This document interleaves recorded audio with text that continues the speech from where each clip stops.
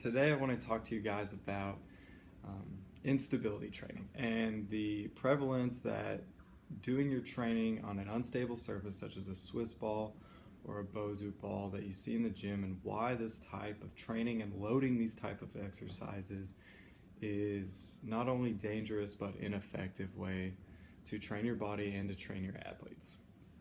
So let's look at like a Swiss ball first. The Swiss ball is a great tool for training your abdominal muscles. Doing crunches on a Swiss ball allows you to go past 180 degrees so that you can actually stretch out the abdominal musculature and recruit more motor units when you come back into a full contraction. That is great. It is also great for doing an exercise called ball passes, where you come up in a V-up, you take the ball in your arms and put it in between your straight legs and then pass it back and forth like that, essentially giving you a physical cue to do a perfect V-up. Great for that. It's also great for jackknives and V-ups. For those of you people that are familiar with some types of gymnastics and cheerleading movements, jackknives and V-ups are a great way to train the core and the hip flexors for those types of athletes. So they're great for that. What they're not great for is ever standing on them. I feel like this should go without saying, so I'm not going to digress too much on it. You should never stand on these balls. They're super unstable. If you see someone doing squats on them, please stand away from them because they most likely will fall off. There is no point in trying to do a squat on top of a circular ball. Yeah, it looks cool, but you're not loading the muscle.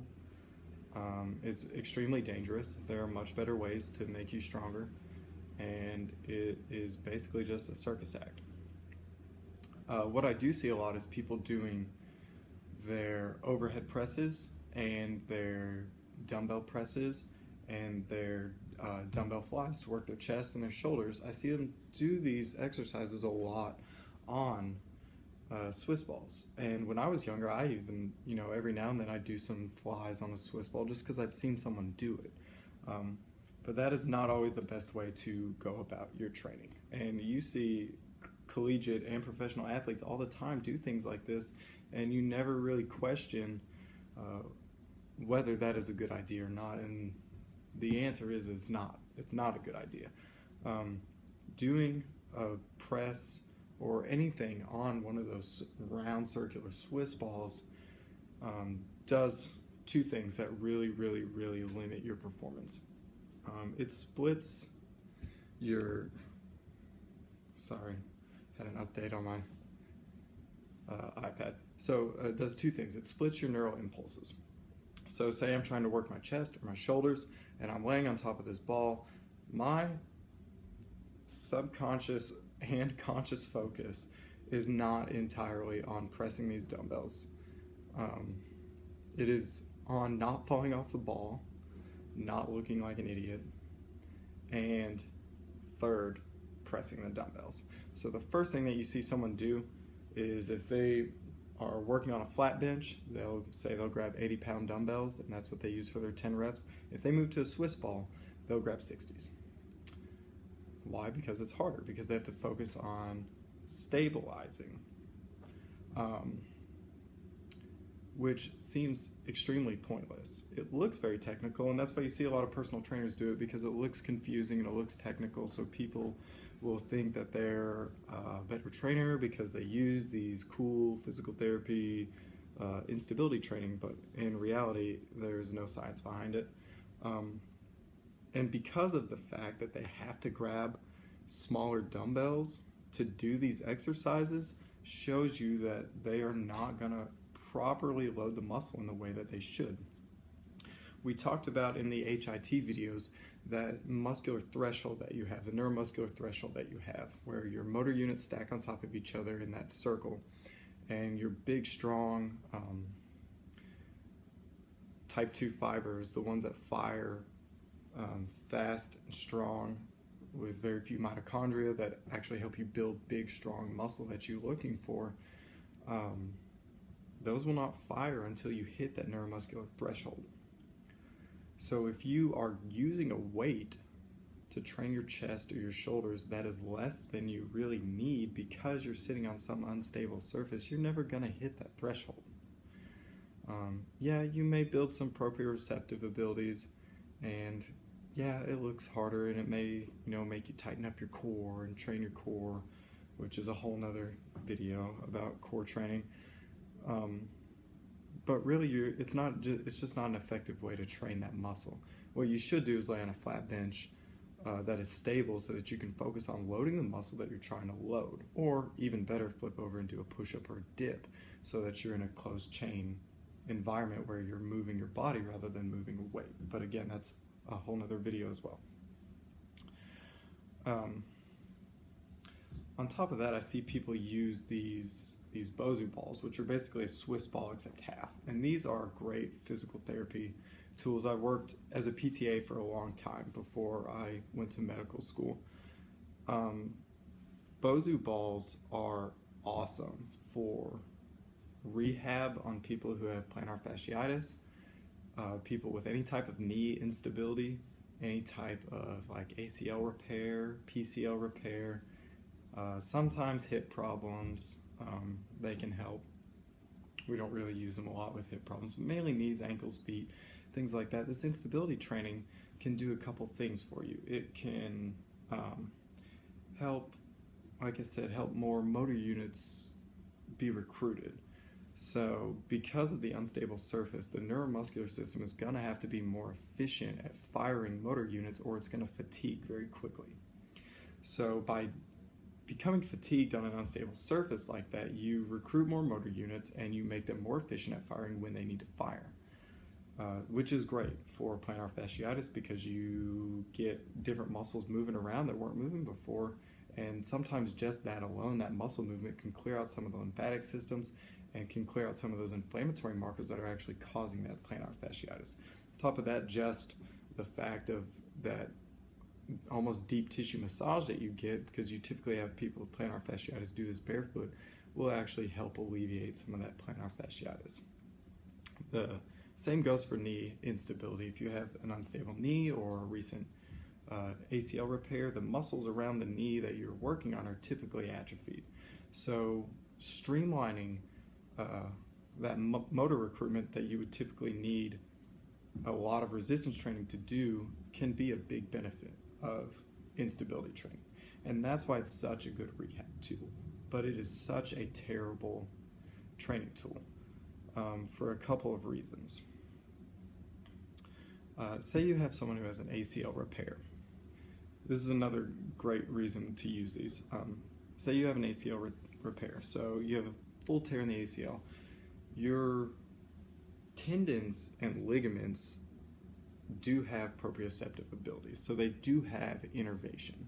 And this is pushing in new fields of study, that these ligaments and tendons that we typically thought of as non-neural active structures that were made mainly of connective tissue actually do play a big role in joint stability and proprioception. So they actually do interact with the central nervous system. So using these instability tools in an ACL repair is great, because in an ACL repair, you're taking a tendon from somewhere else and you're putting that, or a ligament from somewhere else, and you're putting that tissue inside and interwoven in with the remaining parts of your ACL. So basically your ACL has a new link in the chain that comes from a different part of the body. And that tissue from a different part of the body has been trained proprioceptively at that different part of the body. So now it has to be trained proprioceptively where it's at now. It's similar to if you take like a foreign exchange student. And a foreign exchange student, the easy part for the foreign exchange student is learning the new language. That's the easy part. It seems difficult, but it's hard. And that's essentially moving the ligament from one space to another. The hard part for the foreign exchange student is learning the culture of the new place. And that is where these instability training can come in and help kind of streamline this process, is teaching this new tissue how to move and how to interact and how to respond to different movements at this new location. And these different innervations, how they're going to respond back to the CNS and interact with the CNS is really how these instability training tools like a Bosu ball will really help someone with a knee.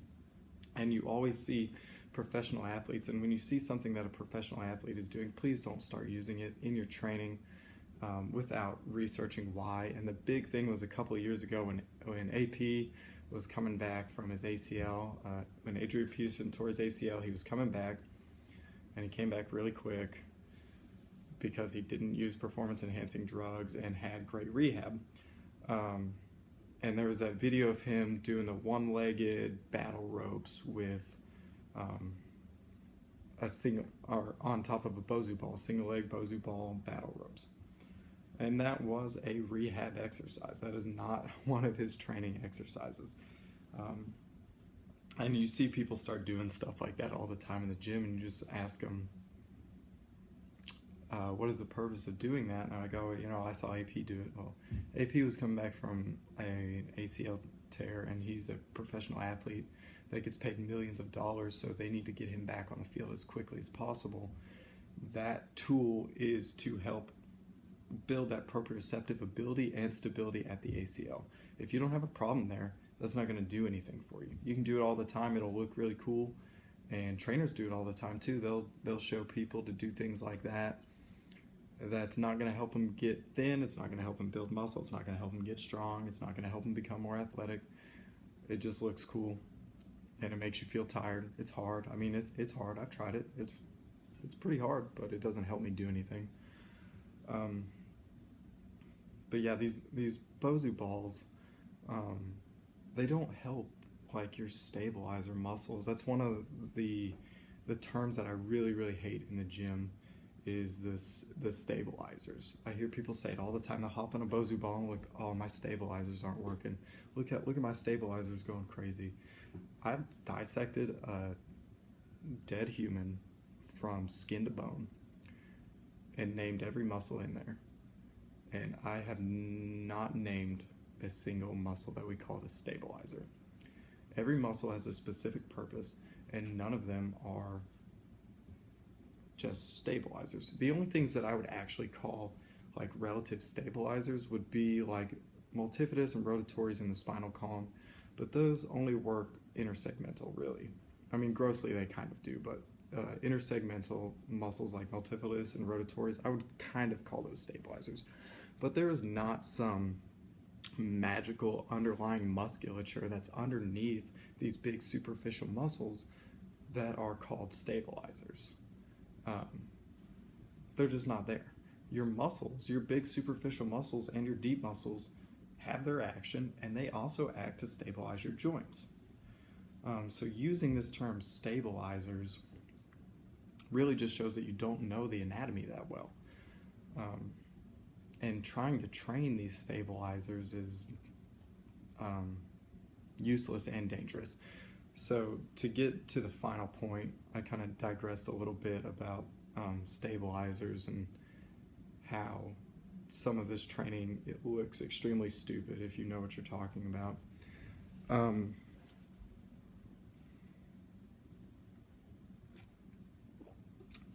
Loading these exercises is a very inefficient way to build muscle. It looks cool, I guess, to people that don't have a background in human performance or exercise science. And again, I still see some trainers that do this, and some really smart, intelligent, well-trained athletes that still incorporate this type of training in their system. My favorite example is barbell squats on a Bosu ball. Not on the big Swiss ball, but on the half Bosu ball.